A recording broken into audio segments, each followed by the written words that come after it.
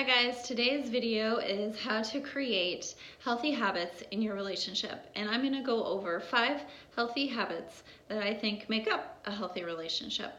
So the first one is creating rituals of connection.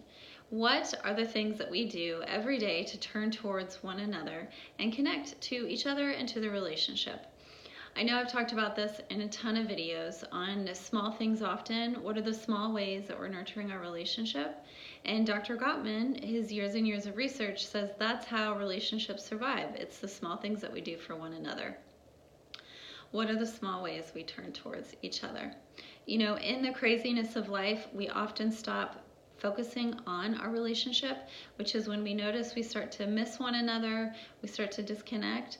So those ways that we really check in with each other are important. So ask yourself and ask your partner, in what ways can we start really nurturing or creating those rituals of connection in our relationship? And sometimes it's helpful to write them down so you and your spouse or partner are on the same page. But again, have a couples meeting like I've talked about before. What are our rituals of connection? So that is one tip that helps you have a healthy relationship.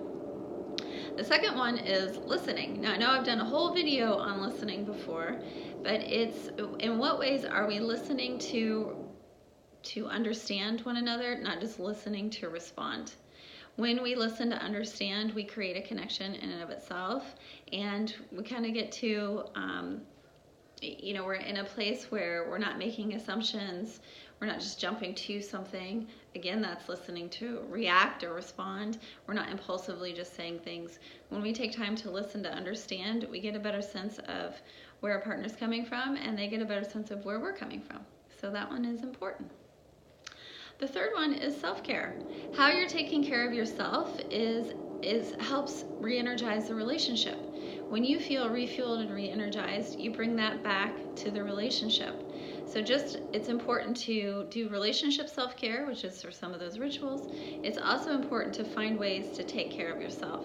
And as I've said before, if you never take your car to the gas station, what happens? You run out of gas and you can't go anywhere. And so how can you expect to kind of help your partner through something or manage the calendar if you really feel like you're exhausted? So how you take care of yourself is really important in creating a healthy relationship a healthy relationship. The fourth one is nurturing your sex life. This is one where if we just stop talking about it or we stop, doing it, then we kind of disconnect in a way. The other important piece of nurturing your sex life is talking about how you participate in non-sexual affection. Hugs, kiss, holding hands, cuddling, all those things that really help with the physical intimacy in your relationship are important. And again, it helps create connection. It helps you, you still know that your partner desires you or wants you, and that's important. You're on the same, you feel like we're on the same team. If maybe I don't feel like connecting sexually, I can still maybe hold hands on the couch or cuddle. And remember, anytime we feel that sense of closeness, it helps improve the relationship. And then the last one is don't make assumptions and ask questions instead. Don't take things personal, and really giving each other the benefit of the doubt. When we're able to do that, when we give each other the benefit of the doubt, we stop making those assumptions of, oh, my partner's out to get me, or this is what I know my partner's going to do, so I'm going to do this instead. When we're in a place of creating that assumption story, like I talked about in my last video, we start to make decisions and do things that can be detrimental to the relationship. When we give each other the benefit of the doubt, we are acknowledging, like, we need to come together and really talk about this. If there's something that's going on that's not okay, you can say, hey, we need to take time, maybe have a couples meeting or sit down and talk about what's going on. This is how I feel.